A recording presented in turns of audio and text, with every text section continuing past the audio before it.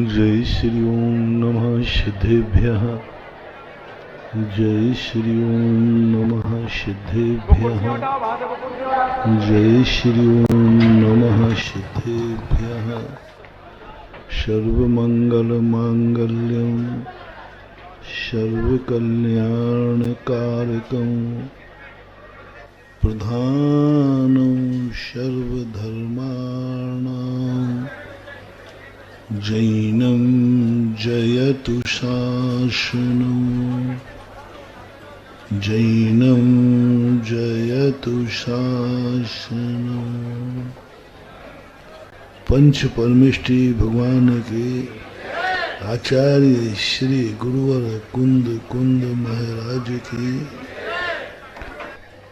प्रकृति से ही कुछ ऐसा स्वरूप प्रदर्शित किया गया जिसमें हमें कहीं ऐसा न हो कि स्वतंत्रता हमें स्वच्छंदता बन जाए। शक्तिशाली व्यक्ति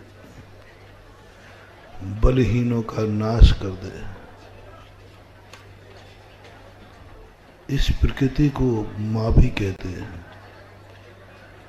माँ उन सब चीजों का ध्यान करती है जो कमजोर है वो भी और जो बलजोर है वह भी। बलवान को सम्मान मिलना चाहिए, बलहीन की उपेक्षा नहीं होना चाहिए। बलवान को सम्मान मिलता है, इससे कोई हानि नहीं है। कहीं वह बलवान पना किसी बलहीन की उपेक्षा न कर दे, इसलिए प्रकृति ने वस्तु को स्वतंत्र रखा। प्रत्येक वस्तु अपना स्वयं अस्तित्व रहेगी। अस्ति स्वभाव, नास्ति स्वभाव, ये दो स्वभावों के माध्यम से वस्तु को ने निर्णय कर दिया मैं कभी पर रूप नहीं होंगे, सदा अपने स्वरूप में ही स्थित रहूंगे। मुझे पर से कोई भी लेना देना नहीं। जहां वस्तु का ये भाव आता है वहां की स्थितियां वस्तु स्वतंत्रता का अर्थ होता है हमें किसी एक दूसरे से कुछ लेना देना न करें। हम अपने आप को इतना पूर्ण माने, संपूर्ण माने कि पर की हमें जरूरत ही नहीं पड़े और हम सामने वाले को भी इतना पूर्ण माने कि हमारे से कोई भी वस्तु उसको लेना ना पड़े। जैन दर्शन इस बात की सबसे बड़ी घोषणा करता है। भगवान भी कहते हैं कि मैं नहीं चाहता हूं कि तुम मेरे सहारे पर रहो, मैं नहीं चाहता हूं कि तुम मेरे अधीन रहो, मैं चाहता हूं कि तुम मेरे समान स्वाधीन बनो। संसार में मात्र एक ही उपदिष्टा है भगवान जैन दर्शन में। पूरे संसार हर व्यक्ति, हर शास्त्र ने अपने शासनाधीन लोगों को अपने अधीन करना चाहा। तुम मेरी आज्ञा में चलोगे तुम्हारा कल्याण होगा, तुम मेरे अनुसार चलोगे तुम्हारा कल्याण होगा, तुम हमें खुश रखोगे तुम्हारा कल्याण होगा, मेरी मेहरबानी तुम्हारे ऊपर सदा बरसती रही। हर पूरी दुनिया के हर दर्शनकार को मैंने, चाहे वो भगवान के रूप में हो अथवा गुरु के रूप में हो अथवा परिवार के रूप में हो अथवा राजा के रूप में हो, जितने बड़े आदमी हो, जितने बलवान आदमी होते हैं, उनको एक बात की जरूर होती, गरूर होता है कि दुनिया एक दिन मेरे पास तो आएगी, क्योंकि मेरे पास वह है जो दुनिया के पास नहीं है। जब जब तुम्हारे पास कोई वस्तु हो और किसी के पास नहीं है, और तुम्हारे मन में ये भाव आ जाए, ये जाएगा कहाँ, आएगा तो यहीं, समझ लेना उसी दिन से तुम्हारा विनाश चालू हो गया। जो तुम्हारे पास है, मैं कुछ भी नहीं बोल रहा हूं, धन दौलत हुकूमत शक्ति ज्ञान तप, मेरे पास है, इसका अनुभव करने में कोई बाधा नहीं है। मद में और स्वीकार में अंतर होता है। मद में वह कहता है जो मेरे पास है किसी के पास नहीं, तुम जाओगे कहाँ। एक धनवान धनहीन को दबाता है, कहाँ जाएगा तुम, मेरे से टकराने की चेष्टा मत करना, चूर चूर कर दूंगा। एक कोई शक्तिमान व्यक्ति भी बलहीन को हमेशा खाता है, त्रियंचों का लक्षण है। शक्तिमान जब शक्तिहीन पर अपना रौब दिखाता है, समझ लेना चाहिए मनुष्य नहीं जानवर है। जब जब किसी भी क्षेत्र में आपको ऐसा लगे कि मैं बलवान हूं, सामने वाला क्या करेगा, उसको मेरे अधीन रहना ही पड़ेगा। तुम्हारी मनुष्यता खत्म हो गई और पशुता जाग गई। उस समय वह त्रियंच गति का बंद कर रहा है, क्योंकि वो अपने पुण्य के उदय को, पुण्यहीन को दबा रहा है। कभी भी हमेशा ध्यान रखना, अपनी हुकूमत अपनी सत्ता अपनों से छोटों पर कभी मत चलाना, कभी मत चलाना, कभी भाव भी नहीं करना।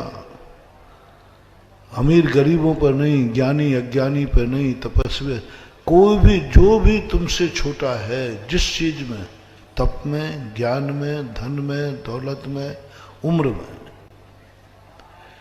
इन पर कभी अपना बड़प्पन मत दिखाना, हुकूमत मत चलाना, इनको आदेश मत देना,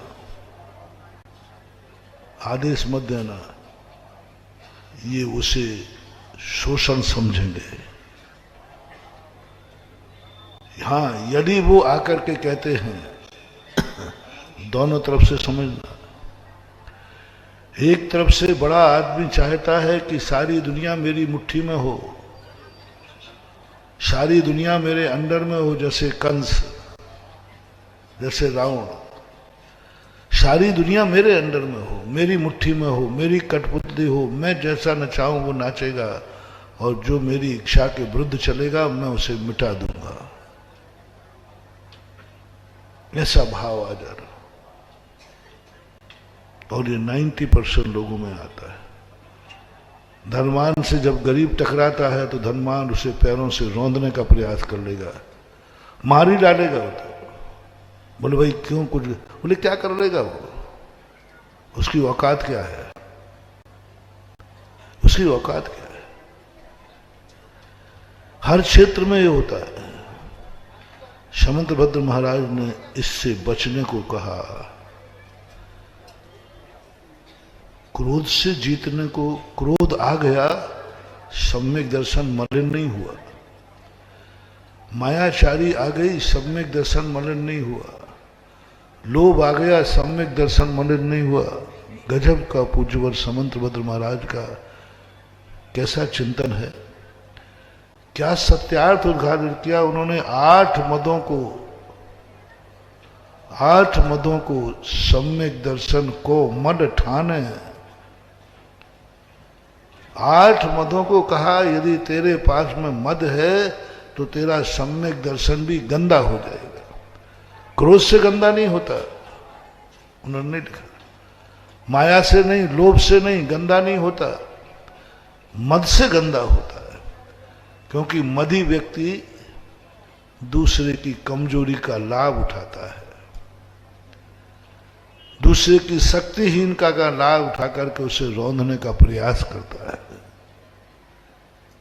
इसलिए आप अपनी तरफ से जब भी कोई किसी भी चीज में आपको महसूस हो कि मैं इससे बड़ा हूं, किसी भी क्षेत्र, तो आप एक नियम ले लेना, कभी छोटों को अपने अधीन मत चलाना, हुकूमत देने का भाव मत करना, उनको कभी तुच्छ मत समझना, मत समझना। कभी ये भाव मत करना कि इसको मेरी अधीनता स्वीकार करना ही पड़ेगी। ऐसे लोग कंस प्रवृत्ति के कहलाते हैं। बड़ापन को बनना नहीं है। मैंने एक बार गुरु पूर्णिमा पे कहा था, साधु बनना स्वाधीन है और गुरु बनना पराधीन है। हम साधु बन सकते। पूज्यवर समंत महाराज ने गुरु की परिभाषा नहीं बनाई,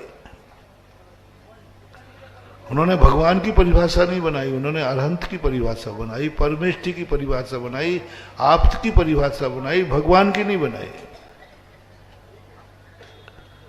भगवान की परिभाषा नहीं बनाई। किसी को नहीं कहा कि तुम भगवान बनो, तुम अरहंत बनो।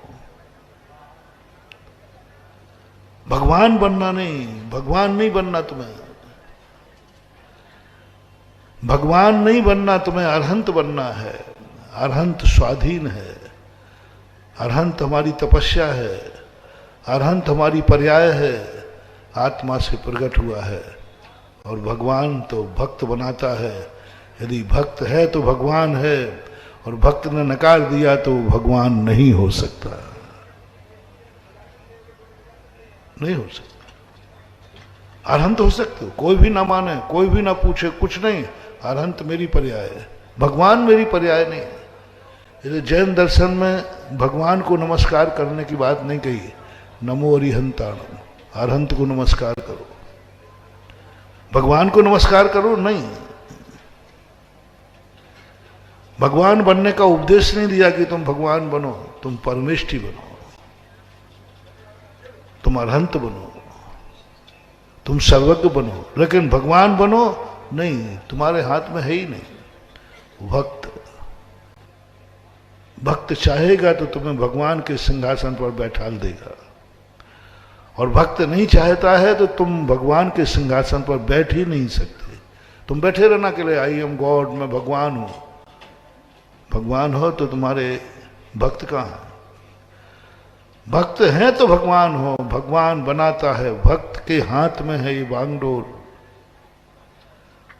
साधु बन सकते हो, साधु स्वाधीन है।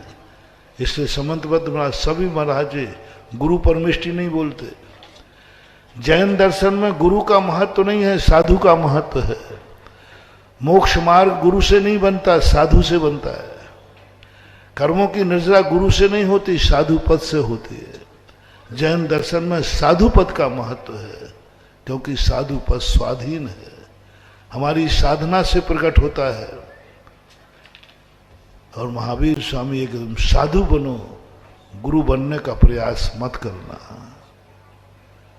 साधु बनो और साधु साधना करो।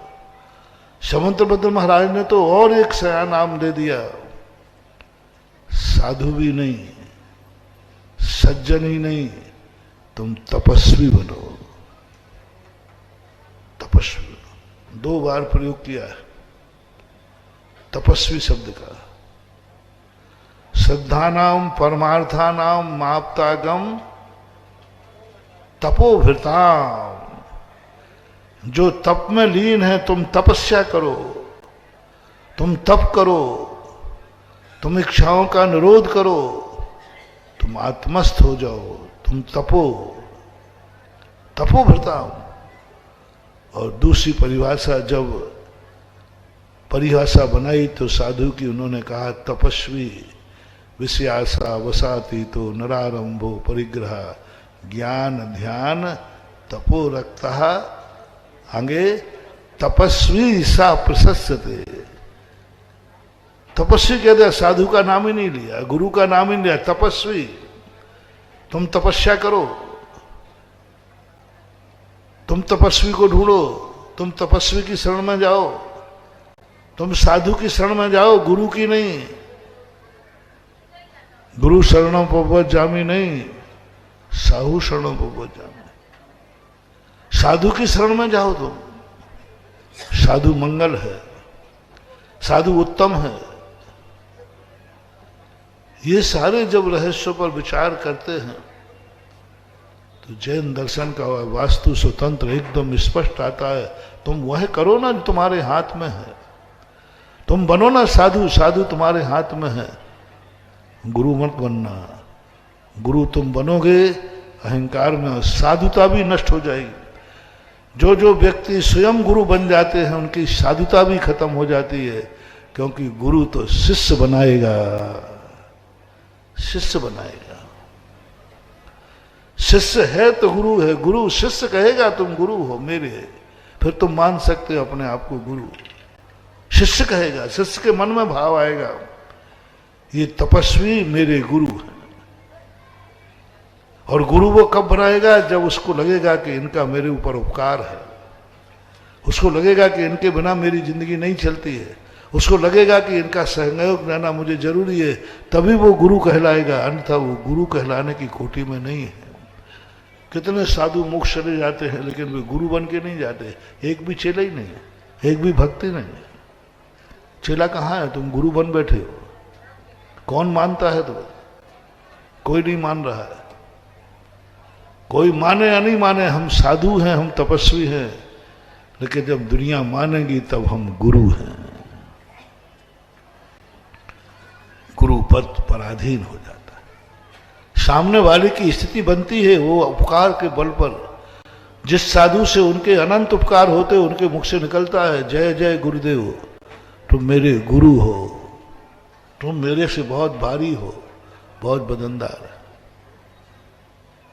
अकेला व्यक्ति संसार के जितने संबंध हैं स्वयं नहीं, गुरु सांसारिक संबंध है, तपस्वी और साधु पारमार्थिक संबंध है। भगवान कभी गुरु नहीं बनते। भगवान ने कल दीक्षा ली है, वे तपस्वी बने हैं, गुरु नहीं बने। वो साधु बने हैं, वो आचार्य नहीं बने, वो उपाध्याय नहीं बने, वो गुरु नहीं बने, वो साधु बने। तपस्या के लिए जाके लीन हो गए। वो गुरु बनना ही नहीं चाहते, वो किसी को चेले ही नहीं बनाते। मुनि अवस्था में उनके साथ कोई नहीं रह सकता। वो सबको चेला तो कुछ ना कुछ चाहता है, वो कुछ देते ही नहीं, मौन ले लेते, देखते नहीं किसी को, बोलते नहीं, देखते नहीं, कहीं भी चल देते, कहीं चले जाते। साधु का ये लक्षण है।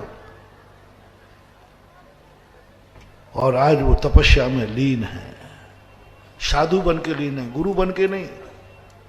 गुरु तो जब बनेंगे जब किसी पर उपकार होगा, जब कोई भक्त उनको पुकारेगा तब वो गुरु बनेंगे। अभी तो वो साधना में हैं। 13 महीने हो चुके, 13 महीने 7 दिन 8 दिन 7-8 दिन हो चुके हैं साधु बनकर के जी रहे हैं। साधु का दर्शन हो रहा है, सबका मंगल हो रहा है। पूज्य गुरुदेव ने एक बार सुनाया था, ज्ञान सागर महाराज के पास कोई संग तो था नहीं, जा 2-3 क्षुल्लक थे, वृद्ध लोग थे, और हमें आचार्य पद दे के चले तो गए। आचार्य पद दे दिया, चले भी गए, वो समाधि ले ली। हम ना तो कोई एक आध शिष्य छोड़ गए, और अभी इतनी जल्दी शिष्य मिलेंगे कहां से, और आचार्य तो बन गए। कोई शिष्य नहीं थे, 2-3 क्षुल्लक लोग थे बस उस समय। जिस समय आचार्य श्री की समाधि हुई ना, कोई मुनिराज नहीं थे। क्षुल्लक सुख सागर, क्षुल्लक सन्मति सागर, एलक सन्मति सागर, स्वरूपानंद, ऐसे 2-3 लोग थे बस। आचार्य पद समाधि के बाद जैसे ही आचार्य श्री ने विहार किया, हर व्यक्ति यही कीटे, महाराज जी आचार्य हो, छेले चपाटे कहाँ हैं? बिना शिष्यों के आचार्य जी की शोभा नहीं होती। आचार्य बन गए, पहले बताओ तो शिष्य हैं कहाँ, कितना परिकर है, छेले चपाटे कहाँ हैं? आचार्य तो बन गए। कोई जवाब नहीं दे सकता था, नीची गर्दन हो। साधु बनना तो अपने हाथ में था, लेकिन चेले बनाना अपने हाथ में नहीं। कैसी दशा है? जैसे आप लोगों के होता ना, किसी की शादी होने के बाद 2-3 साल तक यदि खुसर फुसर चालू, टेंशन, और महिलाएं तो भगवान ही मालिक है, वो अपनी उसकी सासू से, क्यों भाई क्या बात है, बहू के 2 साल हो गए, 3 साल हो गए, और 2-4 साल निकल गए, फिर तो वो स्वयं ही टेंशन में आ जाता है। अब बिना बेटे के बाप बन नहीं सकते, कोई उपाधि नहीं कि बाजार से खरीद लाओ, नहीं बेटा होगा तो भी लिखते हैं कि मैं पापा हूं। अब बोलो, बिना बेटे का बाप अपने आप को पापा कहे तो कैसा लगेगा? लोग कहेंगे पागल हो गया, पापा है, बेटा कहा है? बेटा तो नहीं है फिर भी मैं पापा हूं, बेटा नहीं है फिर भी मैं मां हूं। है ही नहीं, लाख उपाय करो, मां और पिता का संबंध बेटे से होगा। बेटा हो गया तो तुम पिता हो, नहीं हुआ तो तुम पिता नहीं हो। सभी संसार के जितने संबंध, पत्नी है तो पति हो, पत्नी नहीं है तो पति नहीं, पति है तो पत्नी है, नहीं तो पत्नी नहीं, बेटी है बाप है तो बेटा है, बाप नहीं है तो बेटा कहाँ है, भाई है तो भाई हो, बहन है तो भाई हो। जितने संबंध संसार के होते हैं वे सब पराधीन होते हैं। ऐसा ही आचार्य पद पराधीन है। चेले पहले लाओ, कायदा से दीक्षा के समय जब चेलों को दीक्षा देते हैं, उस समय आचार्य बनाते हैं शिष्य पूज्यवर शांति सागर महाराज को। महाराष्ट्र के अंदर जब 7 साधुओं को दीक्षा दे चुके, अभी तक वे मुनिराज थे, उन 7 साधुओं ने मिलकर के पूज्यवर शांति सागर महाराज को आचार्य पद पर बैठा ला। पराधीन है वो पद, और गुरु पद पराधीन होता है। वो शिष्य बनाएंगे, हमें साधु बनना है, गुरु नहीं। हमें अरहंत बनना है, भगवान नहीं। भगवान नहीं बनना, अपन को अरहंत बनना है। और तुम अच्छे साधु बन जाओ, सारा जगत तुम्हें गुरु बना देगा। गुरु पद पुरस्कार में मिलना चाहिए। तुमने क्या उपकार किए हैं दूसरे के, तुम्हें क्या लाभ हुआ है? दीक्षा लेकर साधना करके चले गए वनवास को, दीक्षा लेकर के कर रहे हैं, अपना कल्याण कर रहे होंगे, हमें लेना देना क्या है? अपना स्वार्थ दुनिया देखता है। दीक्षा ले ली, ध्यान में बैठ गए, कुछ नहीं, कोई मतलब नहीं। लेकिन जो तीर्थंकर होते हैं, उनका ऐसा नियोग होता है कि वे साधु भी बनते हैं और दुनिया उन्हें गुरु भी मानती है। लेकिन गुरु के लिए उपकार चाहिए। तुम तीर्थंकर हो, तुम्हें वह निमित्त की पराधीनता स्वीकार करना पड़ेगी। तुम्हें किसी से कुछ नहीं लेना है। मैंने कहा था ना प्रारंभ में, स्वतंत्रता का अर्थ है किसी को ना कुछ देना है न किसी से कुछ लेना है। तुम स्वतंत्र हो,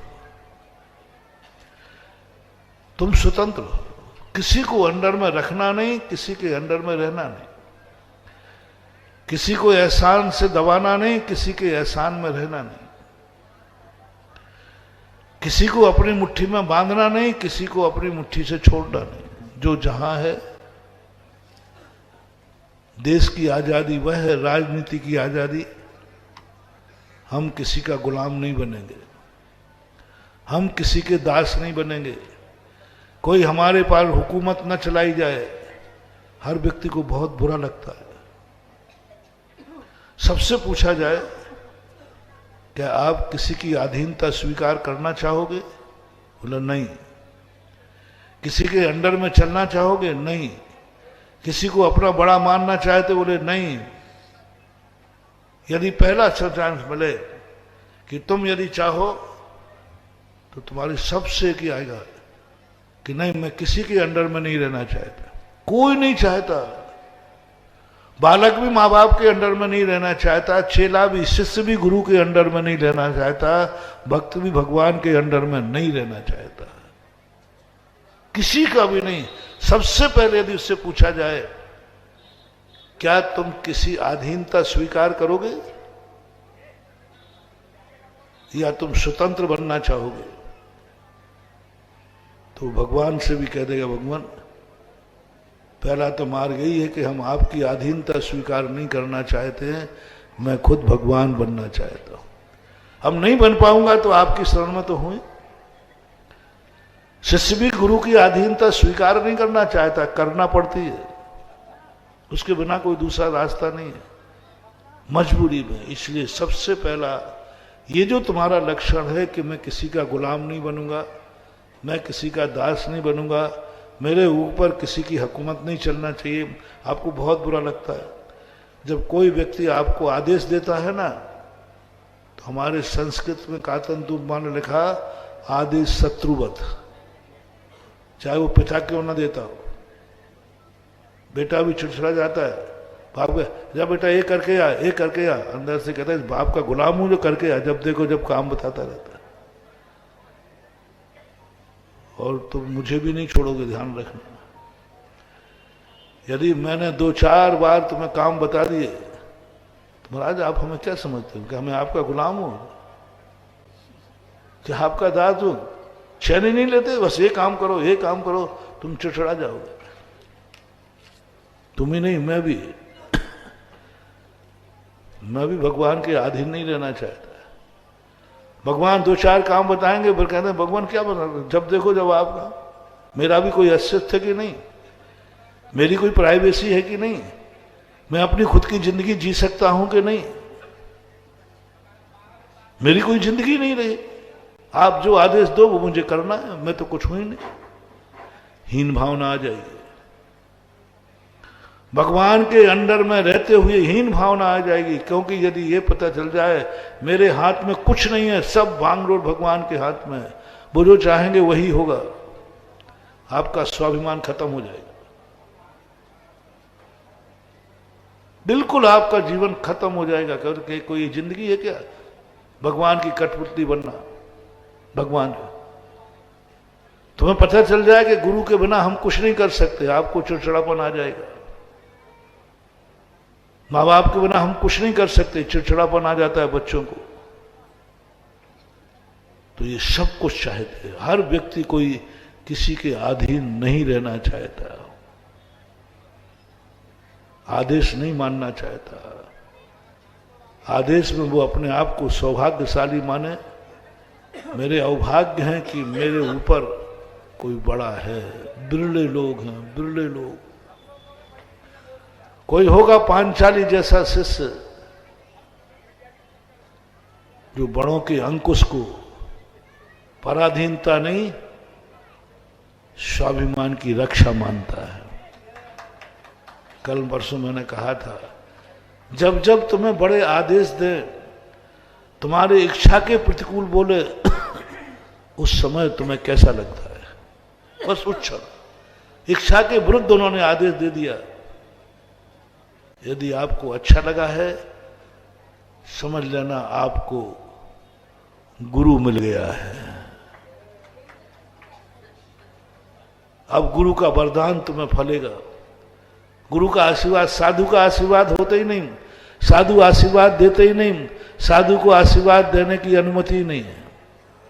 साधु तो साधना में ध्यान रहता है, वो कभी हाथ नहीं उठाता। आशीर्वाद गुरु देते हैं, साधु नहीं देता।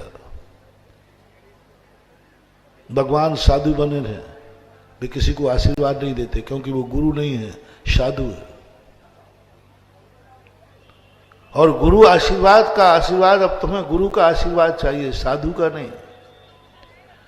अब किसी एक साधु, अब आपको, मैंने तो अपना पक्ष बोल दिया, अब आपके पक्ष की बारी आती है।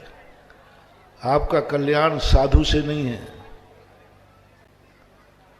आपका कल्याण गुरु से है। आपका कल्याण अरहंत से नहीं है, आपका कल्याण भगवान से है। अब आपको भगवान बनाना है, आपको बनाना है, वो भगवान नहीं बनेगा। बाजार में भगवान खोजने मत जाना, भगवान नहीं मिलेगा, अरहंत मिलेगा। शास्त्रों में भगवान मत खोजना कि भगवान कहां रहता है, मिलेगा ही नहीं, अरहंत मिलेगा। आपको उन अरहंतों में किसी एक को भगवान बनाना है। संसार में तुम्हें साधु मिलेंगे, कभी गुरु मत खोजना।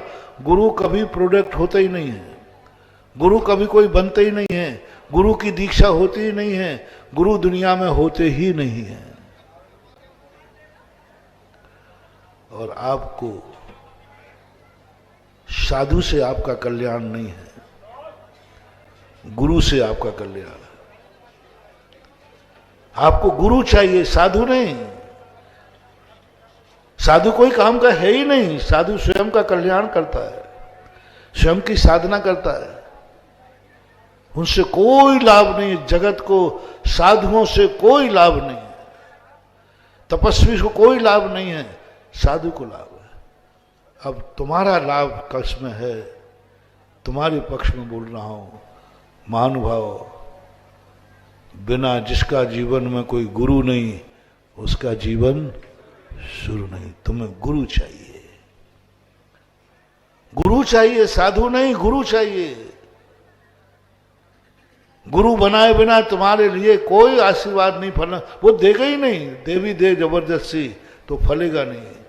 आशीर्वाद गुरु का फलता है, वसीयत गुरु की मिलती है। संसार में पुरुष बहुत हैं, मनुष्य बहुत हैं, उनमें से एक को पिता बनाना है। पिता का आशीर्वाद फलेगा, पिता की कमाई की वसीयत तुम्हें मिलेगी। पहले पिता बनाओ। पिता है तो वसीयत मिलेगी, और पिता नहीं है तो वसीयत मिलने वाली नहीं। तुम्हें गुरु बनाना होगा।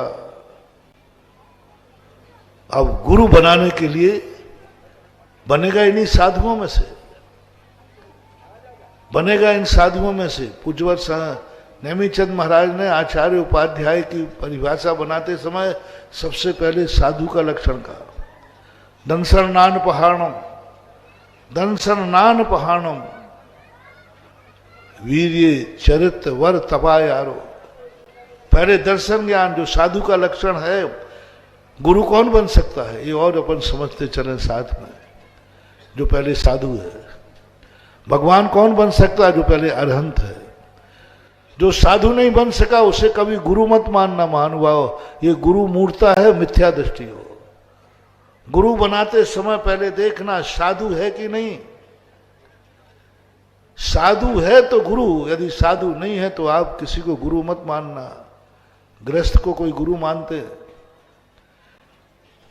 गृहस्थी में कोई है, एक धागा भी जिसके पास है वस्त्र का, वो कभी गुरु मत मानना धार्मिक दृष्टि से। उसमें चाहे वो आरिका माता हो, चाहे एलक छुल्लक हो, चाहे ब्रह्मचारी हो, चाहे ब्रह्मचारिणी हो, कितना भी उपकार किया हो तुम्हारे ऊपर, कितना भी उपकार किया हो, तो भी गुरु नहीं मान सकते। क्योंकि गुरु तो साधुओं में से छांटना है। लोग आजकल थोड़ी बहुत 4 लाइनें पढ़ लेते हैं, पढ़ा देते, ये हमारे गुरु हैं, और वो भी कहता है मैं इसका गुरु हूं। हाँ, इसका गुरु हूं, मैंने इनको पढ़ाया है, वो गुरु कहला नहीं। उपाध्याय परमेष्टि की परिभाषा में यही कहा, 25 मूल गुण कहे, 36 मूल गुण कहे, लेकिन कब? पहले साधु के मूल गुण है कि नहीं? जो रणत जुत्तो निच्चा धम्मो विदेशुनो देशा, सो बुझायो सो नाभ साहु नमो तस्य। जो रत्नत्रय से युक्त हैं, दर्शन ज्ञान से युक्त हैं, उनमें फिर आचार्य बनाओ, उनमें फिर गुरु बनाओ। तो पहला गुरु बनाते समय देखना, क्या वो साधु परमेष्टि है, क्या वह साधु है? पहले साधु को खोजो, फिर उन सब साधुओं में से आप निर्णय करो किसको गुरु बनाना है, क्योंकि हमें आशीर्वाद चाहिए। साधु आशीर्वाद देगा नहीं, साधु का आशीर्वाद फलेगा नहीं।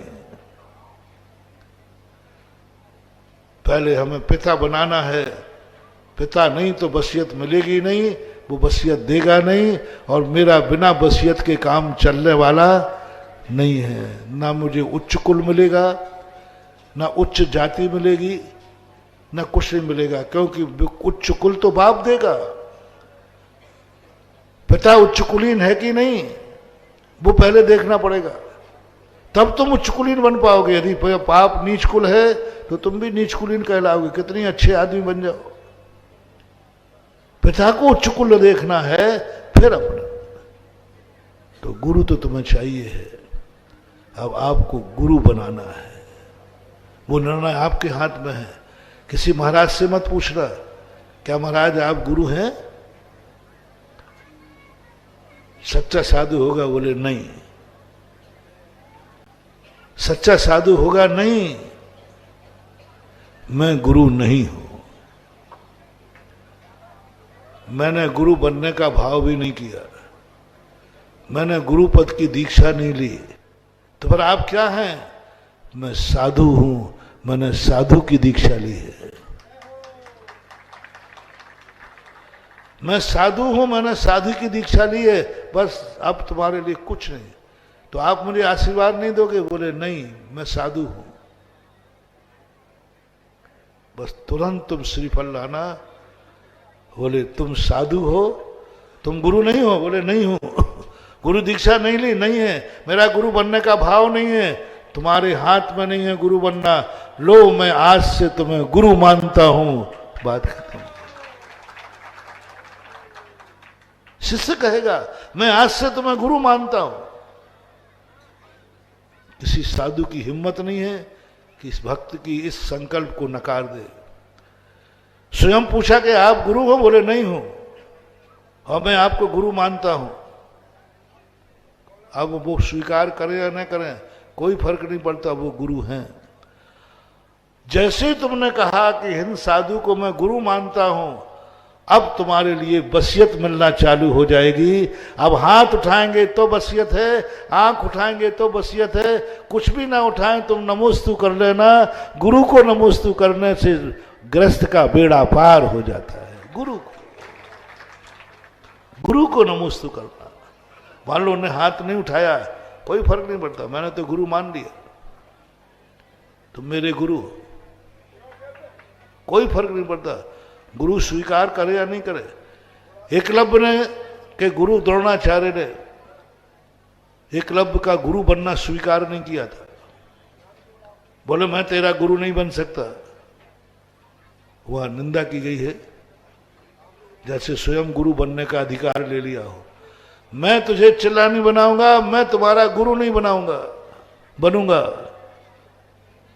नीति कहती है एकलव्य से, एकलव्य की नीति कहती है गुरु अपने आप को गुरु माने या नहीं माने, मैंने तो गुरु मान लिया तो मेरा तो बेड़ा पार हो गया। एकलव्य ने एक पक्षी गुरु, दुनिया में एक पद ऐसा है जो दो पक्ष से नहीं चलता, मैंने गुरु मान लिया। अब तुम गुरु मानो या नहीं मानो, तुम अपने आप को गुरु मानो या नहीं मानो, कोई फर्क नहीं पड़ता। मैंने गुरु मान लिया। जैसे गुरु माना एकलव्य ने, तैसे उसको शक्तियां मिलना चालू हो गई। ऐसा ही आप जिस दिन किसी साधु से कहोगे, कहने की जरूरत नहीं, अंदर से ये मेरा गुरु है, बस। अब उसका नमोस्तु तो छोड़ो, गुरु के स्मरण करने से संसार संभल जाता है। गुरु के स्मरण करने से रिद्धि समृद्धि बढ़ जाती है। गुरु का स्मरण करने से संकट टल जाते हैं। गुरु के स्मरण करने से सब अभाव खत्म हो जाते हैं। संसार संभालना है तो गुरु बनाओ, और संसार नहीं संभालना है तो साधु बनाओ, और साधु बनो और मोक्ष जाओ। दो चीजें तुम्हारे पास है। यदि आपको कल्याण करना है तो साधु की संगति करना, साधु को ढूंढना, मुनि महाराज ढूंढना, मुनि वन कंडे, गुरु के वन में मत जाना, मुनि के वन में जाना, मुनियों के समय जाना, क्योंकि हमारे लिए मोक्ष चाहिए है तो मुनि के पद पे जाओ। और तुम्हारा भाव है कि नहीं महाराज अभी मुनि नहीं बनना चाहता हो, अभी तो मेरा संसार संभालना है, अभी मैं संसार में रहना चाहता हूं, अभी मैं परिवार के साथ रहना चाहता हूं, अभी मैं अपनी इंद्रियों पर विजय प्राप्त नहीं कर पा रहा हूं, इसलिए मैं संसार में रहूंगा, तो बस गुरु मान लेना और गुरु बना करके नमोस्तु कर लेना। गुरु बना करके किसका स्मरण कर रहे हो? साधु का नहीं, किसका स्मरण? बस चमत्कार देखो आप, गुरु का स्मरण करो। साधु का स्मरण करने से संकट दूर नहीं होता है, संकट को सहन करने की शक्ति आती है, और गुरु का स्मरण करने से संकट दूर होता है। दो बात, साधु का ध्यान करोगे आपको संकट को सहन करने की शक्ति आएगी, संकट नहीं हटेगा, संकट दूर नहीं होगा, कितना भी स्मरण कर लेना। साधु का स्मरण करते ही, अरहंत भगवान का स्मरण करते ही अरहंत का आपका संकट सहन करने की शक्ति आएगी। आपको इतनी ताकत जाएगी कि लोग आपको मार रहे होंगे, आप कुछ डलेंगे नहीं, शेर सामने आएगा आप डरेंगे नहीं। इतनी शक्ति आती है साधु की चिंतन करने से, साधु की तपस्या, साधु का ध्यान करने से, साधु का स्मरण करने से।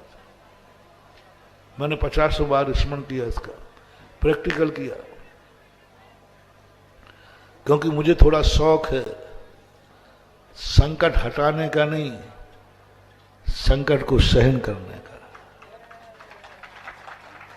मुझे मजा नहीं आता फूलों पर चलने से, मुझे मजा आता है कांटों पर चलने से।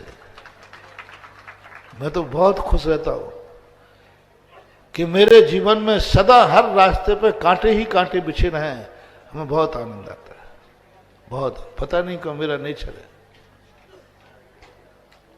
मुझे प्रशंसकों से ज्यादा अच्छा निंदक लगता है, और मैं चाहता हूं कि संसार में मेरी, यदि यमराज कहे कि एक कोई जाएगा, एक तुम्हारा भक्त जाएगा या निंदक जाएगा, तो मैं कह दूंगा कि भक्त को ले जा, निंदक को छोड़ दे। ऐसा साधु तुम्हें मिलेगा नहीं। यमराज ने कहा कि दो है महाराज, आप बताओ इनमें से एक को ले जाना, ये आपका भगत है, ये आपका निंदक है, तो सुन लो रे भक्त लोगों। मैं कहता हूं भक्त को ले जा, ये निंदक को छोड़ जा, बहुत अच्छा लगता है।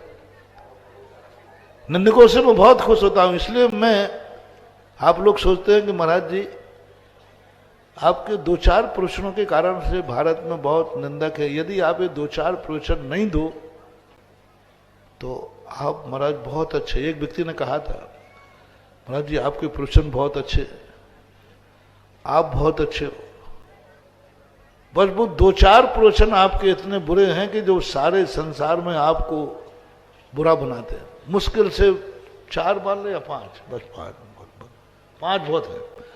5 प्रवचन ऐसे हैं साल भर में जिनको यदि मैं बंद कर दूं तो सही कह रहा हूं, संसार में मेरी आलोचना कभी नहीं होगी, कभी मेरे विरुद्ध में व्हाट्सएप नहीं चलेगा, कभी पत्रिकाएं नहीं निकलेंगी, और सारे लोग मेरे भगत बन जाएंगे। ये मुझे मालूम है। सारी दुनिया को भगत बनाना मैं जानता हूं, बहुत अच्छी तरह जानता हूं कि दुनिया को भगत कैसे बनाना, और मैं बना लूंगा, और कई बार बनाया है मैंने, लेकिन मुझे मजा नहीं आया। इसलिए मैं 5 प्रवचन जरूर साल भर में कभी ना कभी बोलता हूं, जिससे हमारा विरोधी बना रहे, निंदक बने रहें, क्योंकि निंदक नहीं बनेंगे तो मेरा जीना मुश्किल हो जाएगा। जब कभी कहीं से बुराई आती है, समझ लेना मेरा सीना 56 इंच का हो जाता, अब मेरे लिए कुछ आएगा मजा, बहुत आनंद आता। इसलिए मैंने चुनाव चिन्ह, आपको मालूम क्या रखा है? मेरा चुनाव चिन्ह कुत्ता है।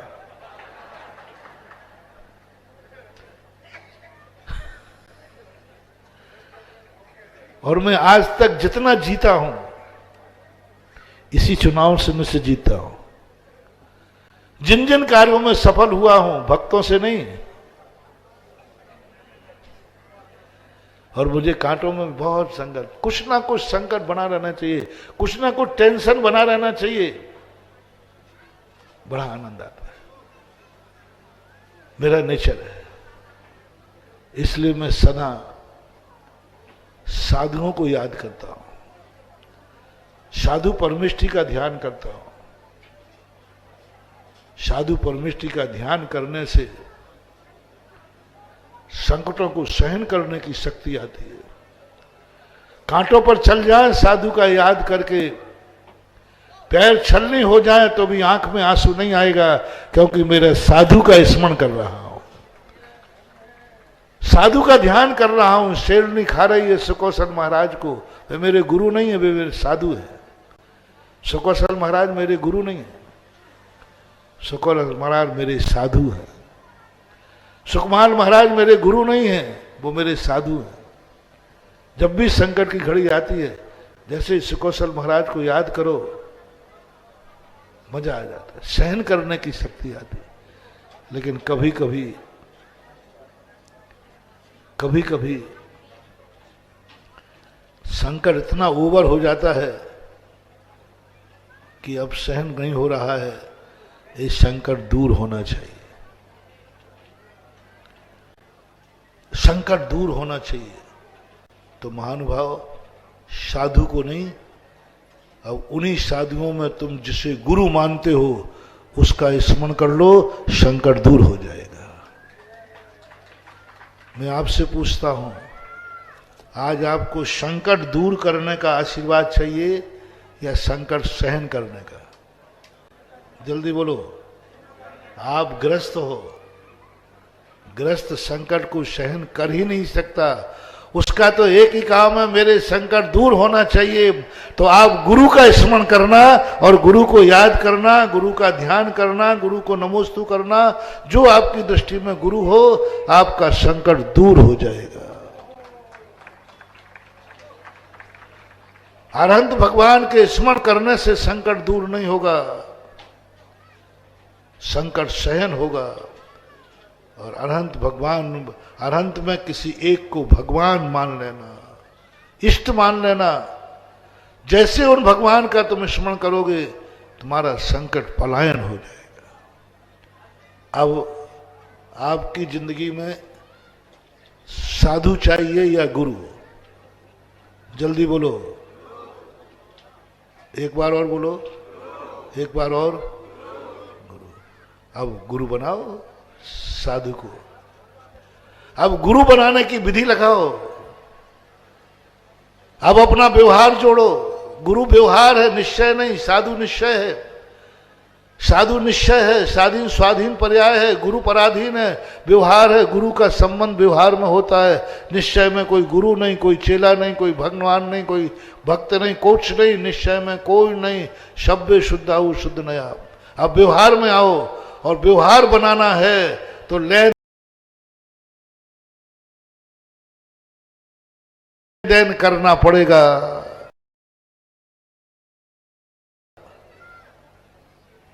अब गुरु बनाना है तो व्यवहार करना पड़ेगा, लेन देन करना पड़ेगा। जैसे आप रिश्तेदार बनाते हो तो यूं बन जाते, ठीक है साहब, आप मेरे रिश्तेदार, हम आपके रिश्तेदार। ट्रेन में कोई मिले ना तो किसी को पसंद आए, साहब मैं आज से आपका रिश्तेदार हुआ। कैसे हुआ? लेन देन करो, बिटिया दो, बिटिया लो। कैसे बन गए रिश्तेदार? उसने बेटी दी, तुमने बेटी ली। पर जैसे लेन देन होगा, एक भी सांसारिक संबंध बिना लेन देन के नहीं बनेगा। और जो कर्म से संबंध बने उनको छोड़ दो। जो भी तुम संबंध बनाओगे, सबसे पहले उसमें लेन देन का विकल्प आएगा। लिए दिए बिना कोई भी रिश्तेदार बन नहीं सकता। और एक बार लेना देना शुरू हुआ कि फिर कब तक चलना है? तुम उधर जाओगे तो उधर से टीका, वो इधर आएगा तो इधर से टीका, दोनों में लेन देन चालू होगा। पहले वो बुंदेलखंड में एक ना पठौनी, गांव में भी रिश्तेदार के यहाँ जाएगा तो टिफिन भर के ले जाएगा, खाली नहीं, और वहां से भी आएगा तो खाली नहीं, भरा टिफिन आता था, पठौनी बोलते थे। ये रिश्तेदारी का लक्षण है। आज आपको गुरु बनाना है, और गुरु बनाने के लिए लेन देन जरूरी है, लेन देन जरूरी है। जब दोगे और गुरु ले लेगा तो समझ लेना गुरु बन गया, नहीं तो खत्म हो गया। अब बोलो साधु को क्या दोगे जो वो ले लेगा। आज अभी कौन सा प्रसंग चलना है? आहारचर्या का। साधु आहार लेता नहीं, साधु को आहार देते नहीं, गुरु को देना है। पहले निर्णय करो गुरु क्या चीज लेगा, गुरु की पसंद चीज क्या है, जो गुरु स्वीकार कर ले, गुरु स्वीकार कर ले, और वो तुम्हारे पास हो, वो जो तुम्हारे पास हो वो, और वो गुरु ले ले वे। दुनिया की कोई वस्तु तुम्हारे पास नहीं है, बस एक ही वस्तु रह गई है कि तुम शुद्ध आहार बनाओ, शायद महाराज ले ले वे। ये चौका महाराज को आहार देने के लिए नहीं है। ये चौके में साधु आहार लेने नहीं आता है। ये चौका गुरु बनाने का एक तरीका है। गुरु बनाना है। जब जो चौके लगाते हैं समझ लेना इसको गुरु बनाने वाला है, और गुरु की मेहरबानी है। गुरु बना करके तुम महाराज को बुलाओगे, तुम माला माल हो जाओगे, वो तुम्हारे घर में आएंगे। गुरु को बुलाओ, साधु को आहार नहीं, गुरु को आहार दो, गुरु मान के आहार दो, गुरु मान के आहार दो। गुरु की जरूरत नहीं कि एक ही हो, गुरु मानो। जब जब चौका लगाओ तब एक ही बात, क्यों भाई क्यों लगा रहे हो? भैया महाराज आए हैं, क्यों लगा रहे? अब भैया कोई नहीं लगाएगा तो हमें तो लगाना ही पड़ेगा, गांव में का भूखा थोड़ी जाएगा। है सावधान, तूने क्या समझ रहा है साधु को भूखमंगा? अरे कोई नहीं लगाएगा तो साधु भूखा आ जाएगा। साधु को इसलिए हार चौका मत लगाना महानुभाव कि साधु भूखा है। साधु मरे तो मर जाने देना, लेकिन भूखा मान करके आहार मत देना, ये पाप मत कर लेना, ये पाप मत कर लेना। किसी ने चौका नहीं लगाया तो लगाना पड़ेगा। साधु भूखा है, कोई तो आहार देगा, ऐसा कभी भूल करके भूखा मान करके आहार मत देना। साधु भूखा मान के आहार दिया जाता है भिखारी को, भूख मिटाने के लिए आहार दिया जाता है भिखारी को, दया करके आहार दिया जाता है भिखारी को। और तुमने ये मान के आहार दिया कि कोई तो आहार देगा, साधु भूखा थोड़ी रहेगा। तुमने एक पाप किया है, एक साधु को तुमने भिखारी बना दिया है, भिखारी बना दिया है, और भिखारी को वो दिया जाता है। अभी एक और बात बताऊंगा। पहली बात तो ये, कभी नहीं मानना, दो बातें बोलना। चौका तुमने क्यों लगाया है? क्योंकि हमें गुरु से संबंध जोड़ना है, मुझे गुरु बनाना है, गुरु बनाना है। और दूसरा कार्य है, मैं महाराज को क्या हार दूंगा? मैं अपने घर को, मैं अपने जीवन को, मैं अपने अन्न को धन्य करने के लिए चौका लगा रहा हूं। अपने बोला महाराज के लिए चौका नहीं, महाराज के नाम का चौका नहीं, महाराज के लिए चौका लगा है ऐसा बोलते हो, लगता है कि आहार करने जाऊं नहीं। महाराज के लिए चौका लगा है, नहीं, चौका मैंने अपने जीवन को धन्य करने के लिए लगाया है। मेरा अन्न धन्य हो, मेरा जीवन धन्य हो, मेरा घर धन्य हो, मेरी आंखें धन्य हो। महाराज के लिए चौका नहीं लगता है।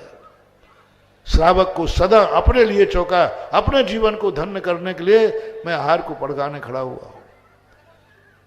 महाराज को नमोस्तु भी करना, महाराज है इसलिए नमोस्तु करना।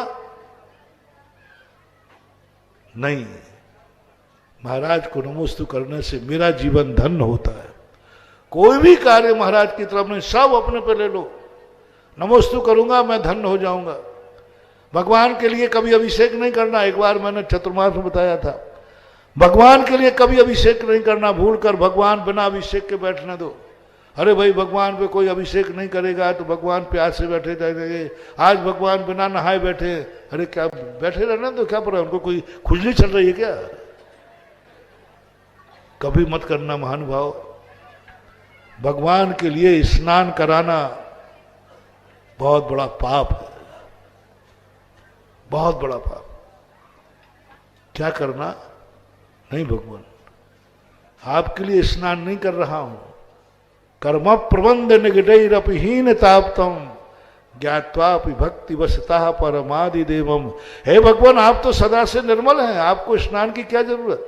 आपको तो गर्मी नहीं चढ़ती है, आपको क्या जरूरत? आपको प्यास नहीं लगती, आपको क्या जरूरत? आप महान निर्मल हैं, आपको क्या जरूरत? लेकिन प्रभु आपका स्नान मैं इसलिए करा रहा हूं कि स्नान आपका होता है, मैल मेरा धुल जाता है। त्वाम सीए कर्म से गणोन्मथ नाय देव शुद्धो दिकई रवि नयामी। मैं अपने पापों को धोने के लिए आपका अभिषेक कर रहा हूं, मेरे लिए है अभिषेक, आपके लिए नहीं। ऐसे ही आहार देते समय मैं महाराज को आहार नहीं दे रहा हूं, मैं अपने जीवन को धन्य कर रहा हूं। मैं अपने जीवन को, मेरा जीवन धन्य हो रहा है क्योंकि मैं महाराज को आहार दे रहा हूं। और यदि महाराज ने ले लिया, समझ लेना वह महाराज तो मैं वह गुरु बन गया, बस खत्म बात है। आज सब जो आपके बीच में आएंगे आहार लेने नहीं आएंगे। अपन को हार नहीं देना है, अपन को हार नहीं देना है। सब लोग नियम ले लो, हमें तो भगवान को अब गुरु बनाना है और गुरु बनाने के लिए हार देना जरूरी है। बिना उसके संबंध, गुरु चाहोगे प्रवचन मिलेगा, साधु चाहोगे कुछ नहीं, दर्शन भी नहीं मिलेगा। और गुरु ही प्रवचन देगा, गुरु ही आशीर्वाद देगा, गुरु ही तुम्हारा हार स्वीकार करेगा, गुरु ही तुम्हें माला माल करेगा।